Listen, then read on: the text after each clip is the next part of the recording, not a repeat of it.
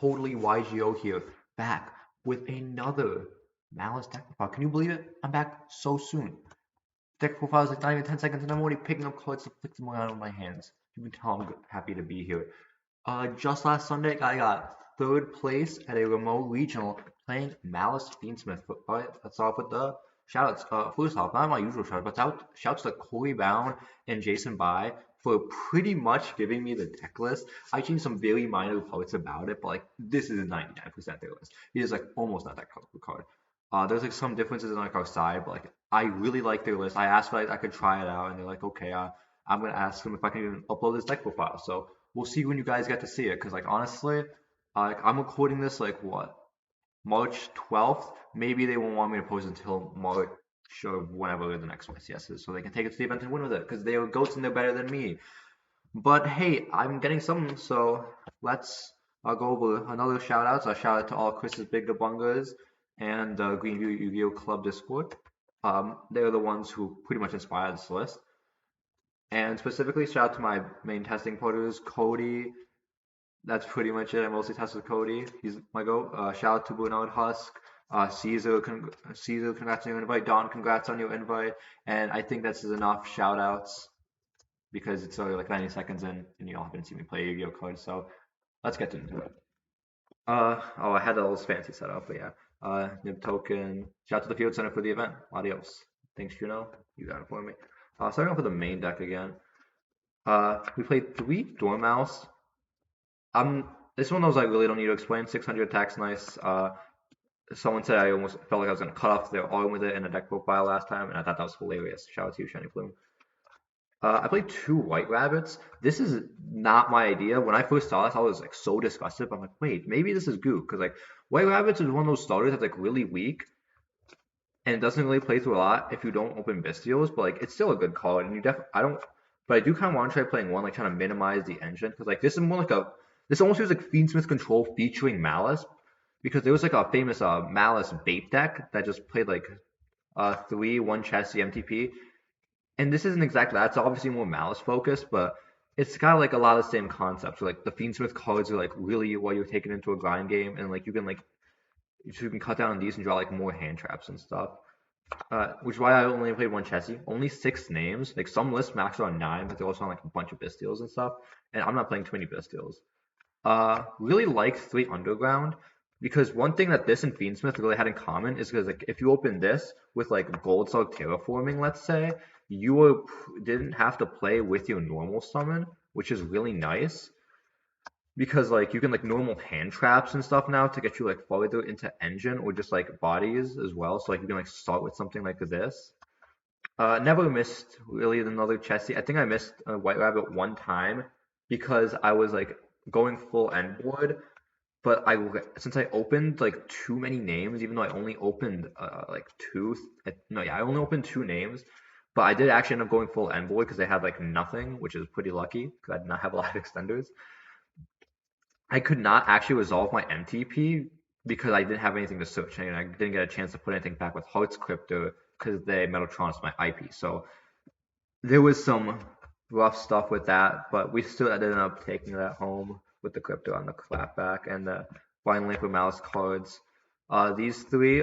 One thing that's notable is like with MTP and TB11 is like if you just open Fiendsmith cards and you open these, it's not that bad because you can still get to your Malice cards on the following turn because you're just gonna like survive with Fiendsmith, get like a few disruptions, play with hand traps, they don't kill you, and then you just do this. And then like end phase, summon a guy from deck, search a name, and then GWC06 is just crazy. Open this a lot today, by the way. I just want to say that. Not today, but like open it a lot at the regional. Next, let's go to a Fiendsmith package. Played 3 Engraver, 1 Lacrima, 1 Lurry, 2 Track, 1 Paradise. Again, not my ratio, it's just theirs. Card for card. To take out a Track going second usually, sometimes an Engraver. They were nice to slim down on, but like not all the time. Never take the trap out. This is something I learned the hard way. Never take the trap out. Trap's so good. But yeah, these guys were so great with playing through engine. They combo really well with everything. This deck really likes to make IP Masquerade and just end on like this Requiem Engrave because that's like unironically like 3 disruptions. Pretty much Caesar. It's pretty much Caesar, but instead of two negate banishes, you can end on what's it called? You just end on like SP instead of like two or some negates. It's like two banishes, which I think is pretty nice. Also, one of the best parts about these cards, which I want to mention quick, is they play really, really good under Lance, which is why this is supposed to be a Maze of Masters deck list. But I'm like, oh, I might as well try to get my reps in, and then we'll at the top, which was pretty cool. So yeah, they beat Sociable Lance, which is nice. Bestials play 3 mag and 3 Druids, and that's it. Really didn't feel like I needed more. It was really nice to have the Bestials. Like against like some decks, I just side out like 2 Druid Swarms and just keep in these because mag's so oppressive to draw. But yeah, they felt good, but like Engraver was doing their job a lot of the time as like a starter and extender. Cause like one of the things is like sometimes you can like just start with Engraver and just make like Caesar Desiree before you go through the rest of your combo. Because like Caesar, like I think I made Caesar a decent amount of times because like he just protects you from Nib. If that's correct or not is like up for debate, but hey, it worked pretty well for me. If you want to say I'm stacking my opponents, then maybe you're right. 3 Effect Veiler, 3 Ash Blossoms, 3 Floors, 3 Nibs, 1 Talent, and 3 Ogre. Sorry, 3 Nib. Imperm. Oh my god, I'm sorry.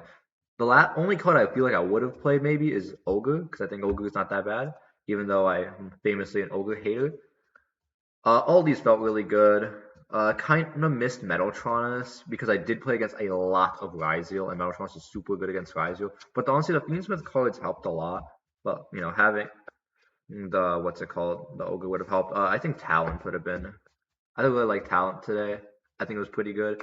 Didn't get to activate a ton though, but every time I did, it felt super good. That's just the way Talent rolls. Extra deck time. Played Link Decoder. This helps you play through everything. People are not going to ban it, and I'm just like, it is a really good hit, but I hope they don't ban it.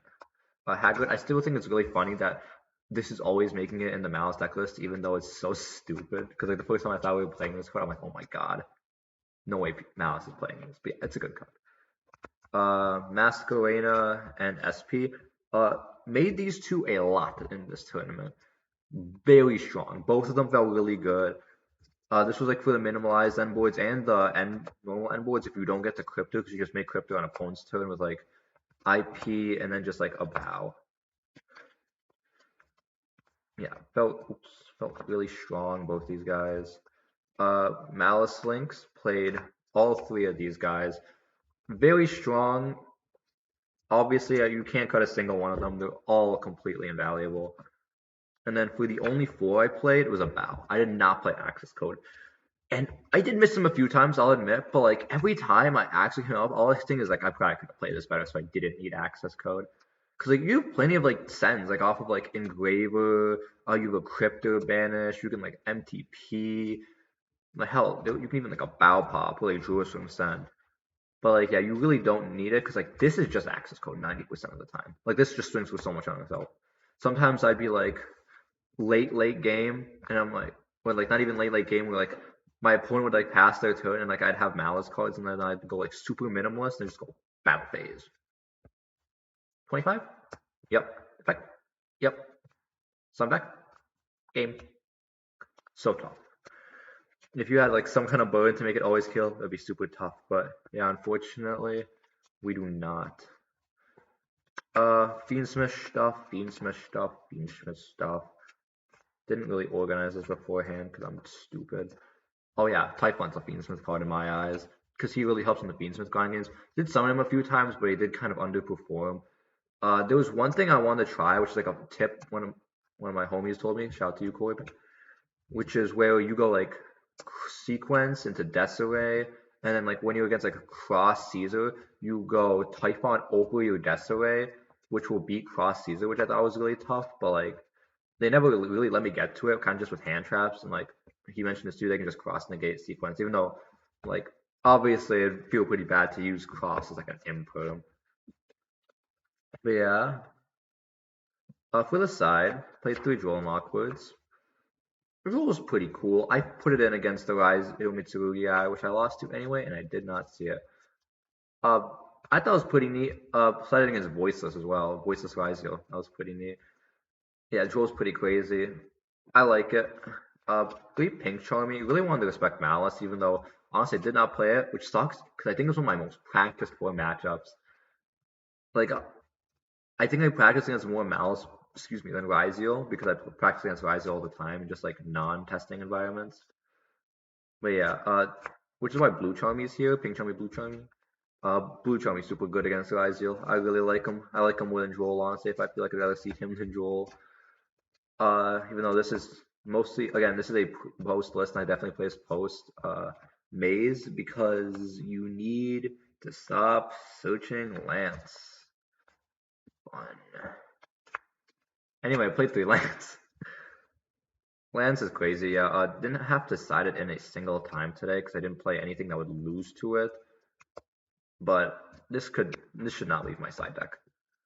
And I never played Solemn Strikes. I don't remember if the list I originally took was playing Strikes, but I really like Strike in this deck. I think Strike's super good. It won me the last game because they had only what was it? They had only what was a Fiendsmith spell? Tracked. And then they go track Lily and I strike Lily and I have nothing left. So shout out to Solemn Strike. And that's pretty much the list. Well, it's actually a lot shorter than I thought it would be, but thank you guys for watching. Again, appreciate y'all with the support.